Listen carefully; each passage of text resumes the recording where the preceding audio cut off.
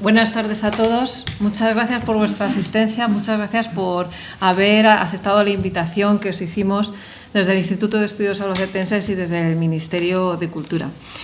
Como sabéis, como ya ha comentado la subdirectora, el año pasado, después de un trabajo también que nos llevó un par de años más, pudimos declarar como manifestación representativa el toque tradicional de guitarra en el marco de las fiestas participativas. Para nosotros fue una cosa muy importante porque es una historia que viene de largo, es una historia que aquí los que estamos en la mesa hemos compartido casi desde cero, porque surgió porque yo escuché una ponencia de Julio explicando su programa de su proyecto de Tiene boca y sabe hablar y me pareció que era una manifestación patrimonial que estaba absolutamente silenciada, desconocida, dispersa y que realmente tenía una entidad suficiente en el marco territorial como para tener una entidad de reconocimiento público a nivel nacional. Y no solamente un reconocimiento, porque como veremos ahora, lo que tiene es una protección legal. Con esta declaración lo que hemos conseguido es protegerla legalmente. Y como veremos también, es el objeto de esta charla, lo que se pretende, una vez declarado, es hacer una planificación de salvaguarda. Es decir, que entre todos los que participamos en ella, o bien como comunidad portadora, bien como especialistas o bien como administración, como es mi caso, de una manera participada, colectiva y consensuada, trabajar y remar todos en el mismo sentido. ¿Para qué? Pues para que esto sea una realidad y para que pueda tener la oportunidad de transmitirse a las diferentes generaciones y siga viva. Al final, quien decidís si sigue viva o no, sois vosotros, no las instituciones. Y en el marco de lo que os vengo a contar, por eso el título de mi charla, como una responsabilidad colectiva, es que nosotros consideramos que los fundamentales sois vosotros, es decir, no nosotros, todo el mundo. Y os quería explicar por qué, porque no es una cuestión nacional, sino es una cuestión a nivel internacional, que como veréis, para este tipo de patrimonializaciones, el concepto es distinto de cómo se suele tratar la protección del patrimonio, como pueda ser, qué sé yo, este propio edificio, una iglesia, un yacimiento arqueológico, en el que hay una serie de recursos y unas formas de praxis y actuación que son muy diferentes que las que podamos adoptar aquí. Y es importante, y sobre todo me gustaría transmitir la idea de, primero, que el objetivo de estas jornadas es este debate que establezcamos entre todos para establecer las líneas maestras para hacer un plan de salvaguarda, que ese plan de salvaguarda tiene que emanar de vosotros. Vosotros sois los que vais a decir cuáles son los puntos fuertes, cuáles son las debilidades, cuáles son las fortalezas, cuáles son las oportunidades que tenemos, cuáles son los objetivos marco que nos podemos trazar para poder mejorar, para, digamos, crear un contexto idóneo para que esto siga adelante y se transmita, y qué papel nos damos cada uno de nosotros. Un plan de salvaguarda no es un documento normativo, no es una ley, no es una cuestión de obligado cumplimiento. Lo que es un texto colectivo que indica que nos damos todos y lo construimos entre todos, que nos damos para que cada uno desde nuestra posición, desde nuestras competencias en el caso de las administraciones, desde nuestras posibilidades y nuestra vida, al fin y al cabo, dentro de esta manifestación, rememos en el mismo sentido, que las cosas que hagamos las hagamos todos en la misma dirección, persiguiendo unos objetivos comunes, no de manera que cada uno vaya a la suya y al final, muchas veces, pese a una actitud bien intencionada, puede hacer más daño que bien. Y de eso se trata, y es un trabajo, como os decía, colectivo. Para nosotros es muy novedoso trabajar así, para las administraciones, porque de repente nuestra labor es acompañar. No es hacer una imposición normativa ni una ejecución, sino un acompañamiento. Entonces, por eso os quiero dar un marco de normas en la que nos movemos para hacer este documento y también conceptual. Cuáles son los instrumentos que tenemos para la salvaguarda y cómo queremos hacer ese plan de salvaguarda y después qué pasará.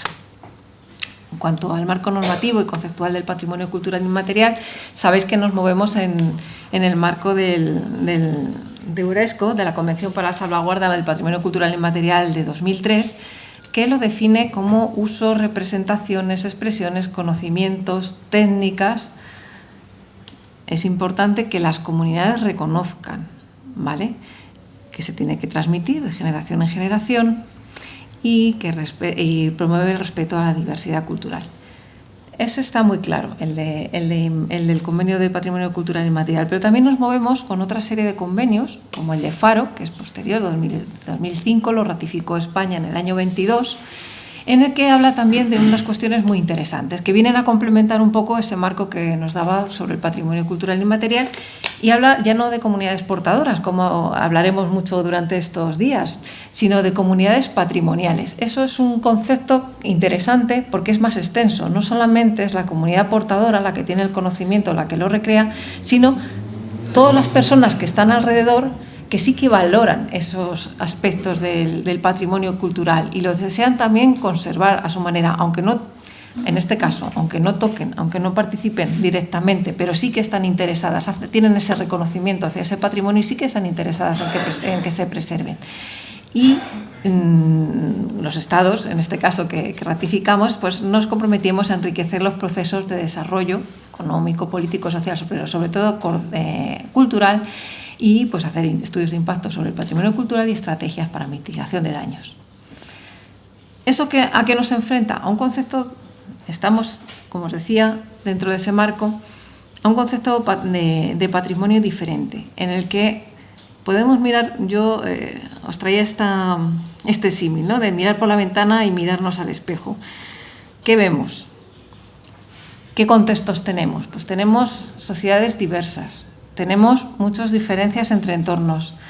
Hay una aceleración de los ritmos y dinámicas vitales a todos los niveles. Y hay, en general, una búsqueda colectiva de identidades. Ese es el marco, el contexto en el que las sociedades modernas pues, se están moviendo. Hablo siempre de generalidades, por supuesto. Entonces, ese aumento de la diversidad cultural, hay una serie de factores que aumentan ese ritmo hacia esa diversidad. Aquí nos enfrentamos también en estos contextos, ¿no?, en esta declaración en concreto también, ¿no?, hay un aspecto así, y es pues, la globalización, el aumento de las migraciones, la rapidez de las comunicaciones, la facilidad de transportarse, la facilidad de acceso y producción de contenidos. Esto, aunque parece una cosa muy genérica, es perfectamente trasladable.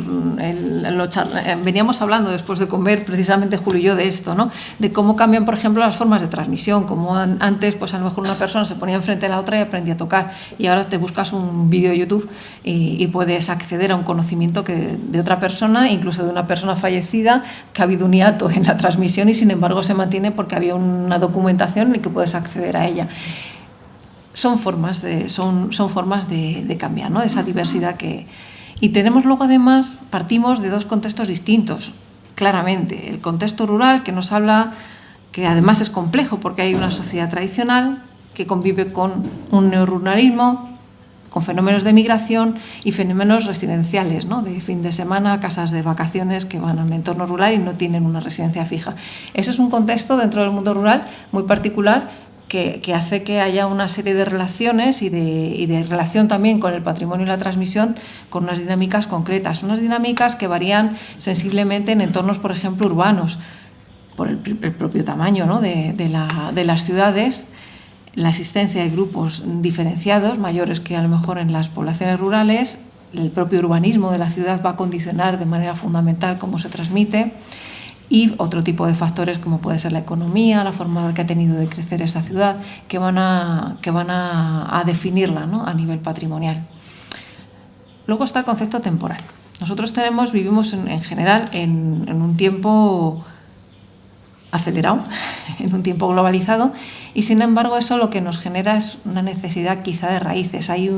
Se percibe, ¿no?, a nivel muy general, pues una necesidad de anclar en un tiempo volátil, en unos entornos digitales, en entornos virtuales, más que digitales ya, pues esa necesidad de raíces y entrar en otro tiempo. Esto a nivel patrimonial es importante porque efectivamente hay otras miradas y se están volcando miradas hacia cuestiones patrimoniales que hacen que tome una relevancia particular. Y si nos miramos, eso a nivel general era mirar por la ventana, si os acordáis, y ahora mirémonos al espejo, vamos a mirarnos a nosotros mismos.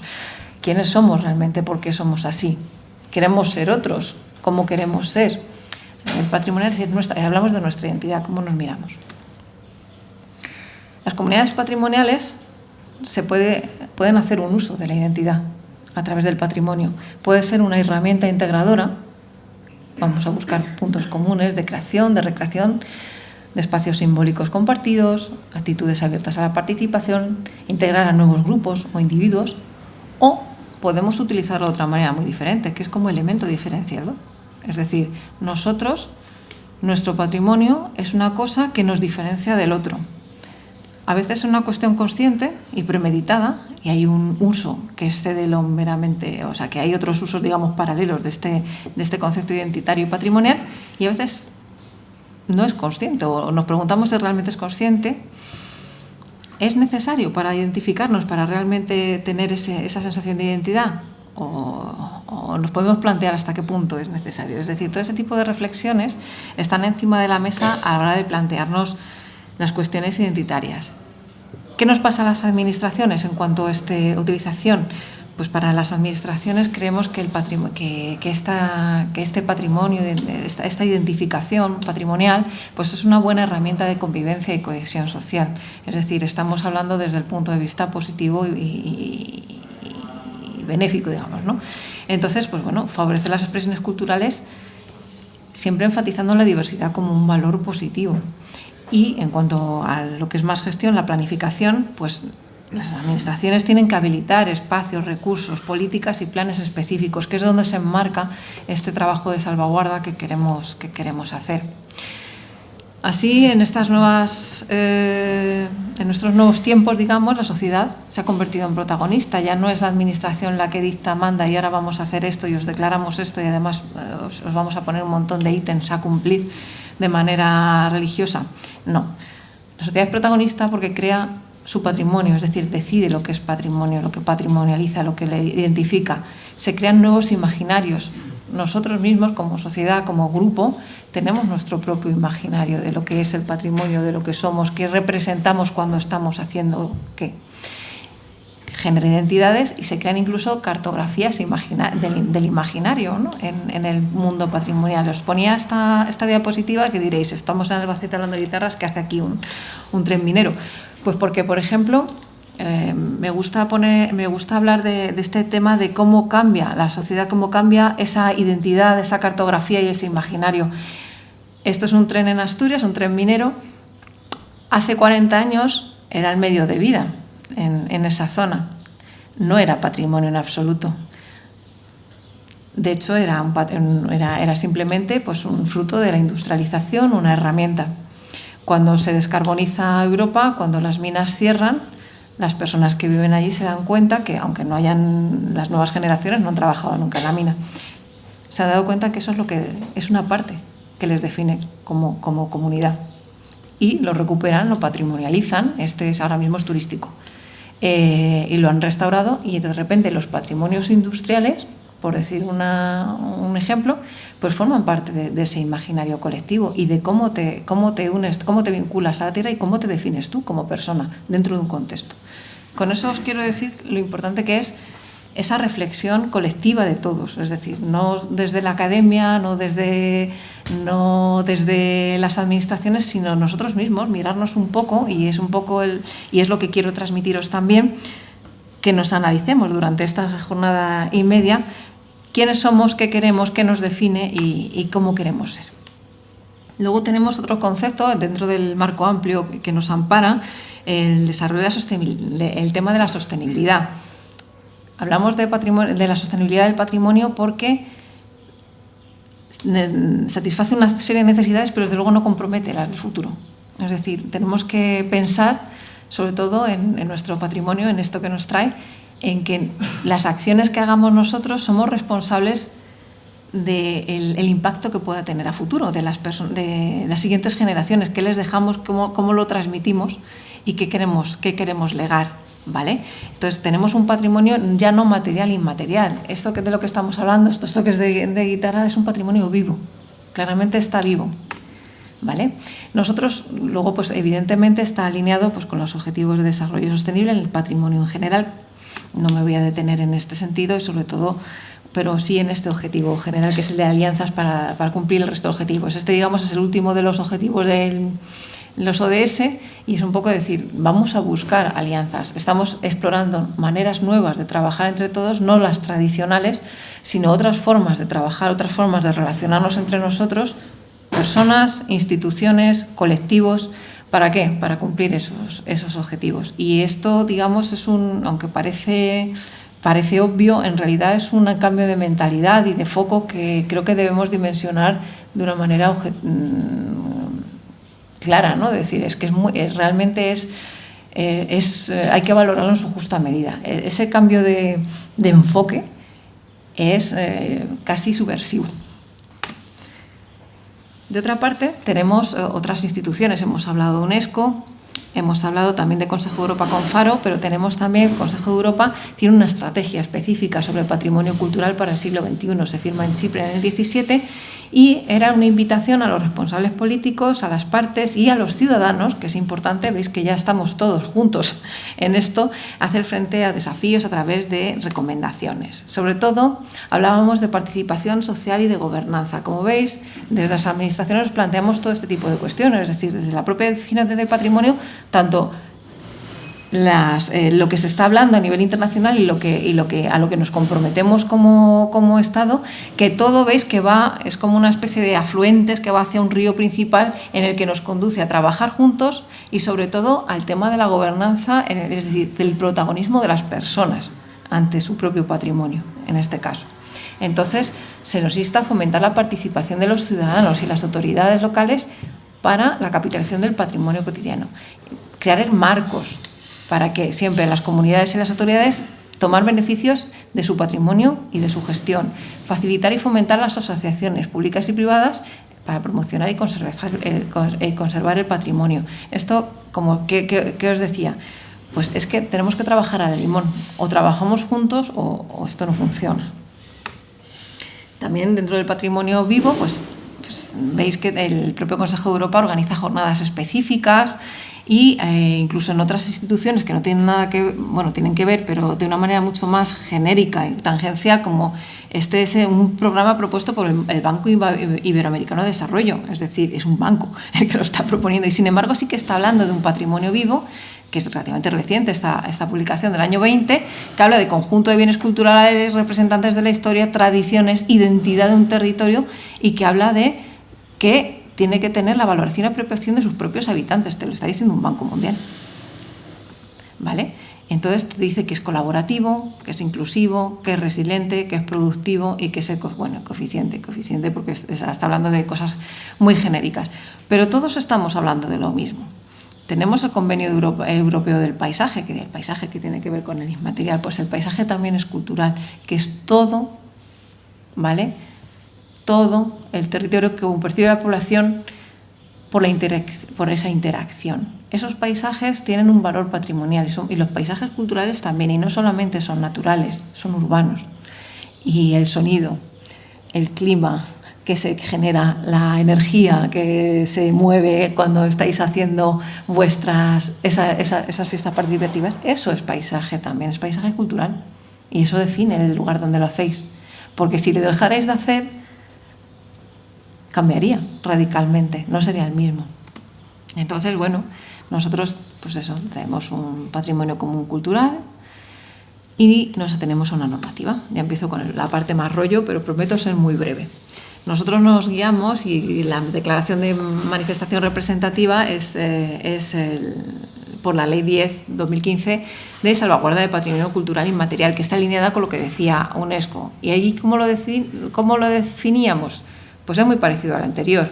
Usos, representaciones, expresiones, conocimientos, técnicas que comunidades, grupos o incluso individuos reconocen como parte integrante de su patrimonio cultural. Aquí hay una lista de tipos. Aquí claramente pues tenéis la I de manifestaciones sonoras, música y danza tradicional, pero no solamente es esa. Las formas de socialización colectiva y las organizaciones tienen un peso específico brutal en vuestra declaración. La ley que dice que las comunidades portadoras son las verdaderas protagonistas, responsables de recrear y transmitir el patrimonio. Y dice que que tiene una serie, que también hablaremos esta tarde, porque aquí hay constructores de instrumentos, vinculado a un patrimonio mueble, inmueble y espacial. Es importante también, por ejemplo, en vuestros lugares de origen, los espacios en los que vosotros hacéis esa música. ¿Por qué? Porque forman parte. Si vosotros cambiarais los espacios, no sería lo mismo. Entonces, también las autoridades locales tienen que tener esa concienciación de que esos espacios se permita su uso. A veces entran en conflicto, no sé en vuestro caso, pero en otros manifestaciones patrimoniales en las que trabajamos, por ejemplo, nos hemos encontrado problemas con legislaciones en torno al ruido, los niveles de ruido. Hay quien se queja y de repente lo prohíben y tiene un valor patrimonial. Pues ese tipo de ordenanzas, pues, por ejemplo, hay que cuidarlas. También forma parte de los entornos. Y, por supuesto, es un tema de identidad, transmisión y cohesión social. ¿Qué instrumentos tenemos como dotación?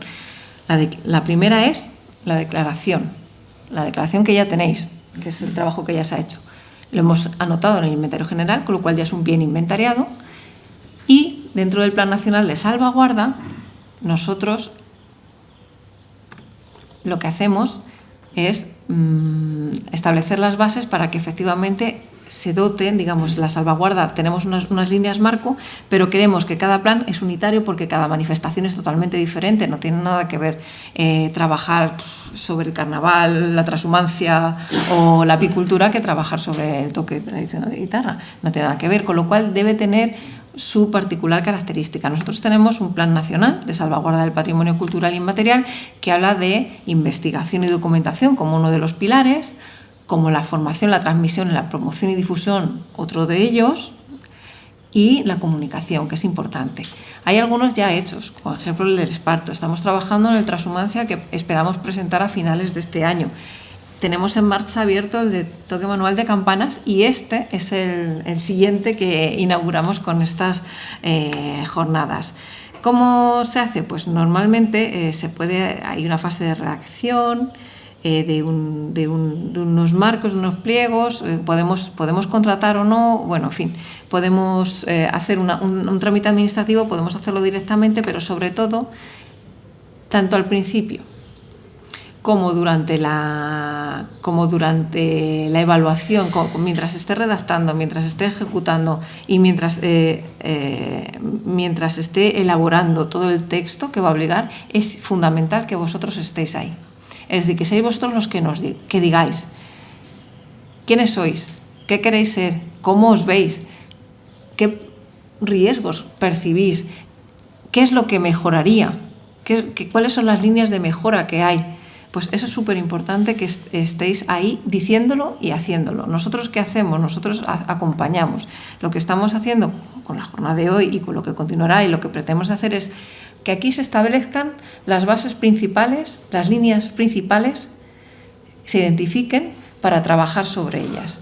Hay que intentar sacar lo que se dice en gestión, un DAFO, o sea, hacer un cuadro y decir cuáles son nuestras oportunidades, cuáles son nuestras fortalezas, cuáles son nuestras carencias y cuáles son nuestros puntos más débiles, para ver dónde tenemos que incidir. ¿Cuáles son los objetivos que nos marcaríamos? Y dentro de esos objetivos, ¿por dónde podemos tirar? Es decir, ¿qué es lo que más nos preocupa? Vamos a intentar que de aquí salgan esos focos de discusión principales, e intentar identificarlos para luego establecer unos grupos de trabajo que a nosotros nos gustaría que fueran voluntarios. Estamos trabajando con otras comunidades portadoras de esa manera, que de manera voluntaria quien esté interesado en participar activamente de esto, nosotros podemos poner los medios, en este caso lo solemos hacer por reuniones online, para hablar sobre el tema, poner las cosas blanco sobre negro y hacer esa elaboración de textos. La parte, digamos, de Cenicienta la hacemos nosotros, de poner luego negro sobre blanco, plantear los borradores, que las personas que participen en esos grupos digan, pues por aquí sí, pero estamos de acuerdo, no, esto lo vamos a redactar de otra manera, y sacar ese plan de salvaguarda que sea de todos. Es decir, la estructura, el lenguaje lo ponemos nosotros, pero las palabras y el contenido vosotros. Después de los planes de salvaguarda, ¿qué? Pues, a ver, nos vamos a dar ese marco que os decíamos. Entonces, nosotros sabéis que tenemos como herramienta un portal inmaterial cultura.gov.es, Y ahí están todas las manifestaciones. Cualquier cosa que queráis sobre el toque, mandarnos fotografías, mandarnos información, testimonios, bibliografía, cualquier tipo de cuestionamiento lo podéis enviar aquí, nosotros os atendemos y además lo vamos a colgar. ¿Por qué? Porque la idea es que esté accesible al mayor número de personas posible. Tenéis recursos dentro de ese propio portal, como esta guía, ¿no?, para desarrollar procesos de valorización de patrimonio cultural inmaterial. Esto está más enfocado a entidades locales, a gestores, pero es muy práctica, es muy fácil. La tenéis descargable en ese portal que os he dicho. También hacemos estudios especializados. O sea, estoy hablando de que después de un plan de salvaguarda, desde el punto de vista de la administración, nosotros tenemos estos campos, vosotros tenéis otros, que es los que os deis en el marco del plan de salvaguarda. Nosotros, por ejemplo, os traigo aquí un ejemplo que hicimos sobre transhumancia, que estábamos trabajando con el tema del cambio climático y de la influencia en el paisaje pero también tenemos, por ejemplo, organizamos reuniones periódicas de gestores especializados. Algunos de vosotros habéis participado en las reuniones de gestores de patrimonio cultural inmaterial que organiza el Ministerio. También hacemos labores de promoción del conocimiento, exposiciones, charlas, talleres, cursos, en fin. La salvaguarda, una vez que está declarada la cosa, no se puede cargar en una sola institución, ni solo en las instituciones, al contrario, es una labor colectiva en la que el protagonismo lo tenéis vosotros vais a decidir, porque al fin, en última instancia, sois los que decidís si salís o no a tocar, si le enseñáis a alguien o no. Nosotros no tenemos nada que decir en ese sentido, pero sí podemos acompañaros. Entonces, esa labor de reflexión, esa labor de trabajar todos al unísono, sobre todo trabajar todos en la misma dirección, es importante. No nos olvidemos, son 3 niveles. Vosotros en el centro, luego las comunidades culturales, es decir, todas las personas que están interesadas en el patrimonio, que no necesariamente saben tocar la guitarra, ni cantar, ni nada, pero les gusta y lo reconocen y os reconocen vuestra labor y vuestro trabajo, son importantes también. Y nosotros como administración, que estamos en ese lugar de facilitación y de acompañamiento. Así que os doy el marco, vamos a ver si nos cunde. Estoy en tiempo, así que ha salido todo bien. Cualquier cosa, cualquier pregunta, esto es una cosa participativa, ¿vale? El formato de mesa redonda es para que intervinamos, discutamos, nos peguemos sin hacernos daño y luego podamos efectivamente de ahí sacar un conocimiento útil, ¿vale? Una herramienta útil, una serie de ítems que realmente sean operativos, que nos sirvan para trabajar todos. Así que a vuestra disposición quedo, ¿vale? Gracias.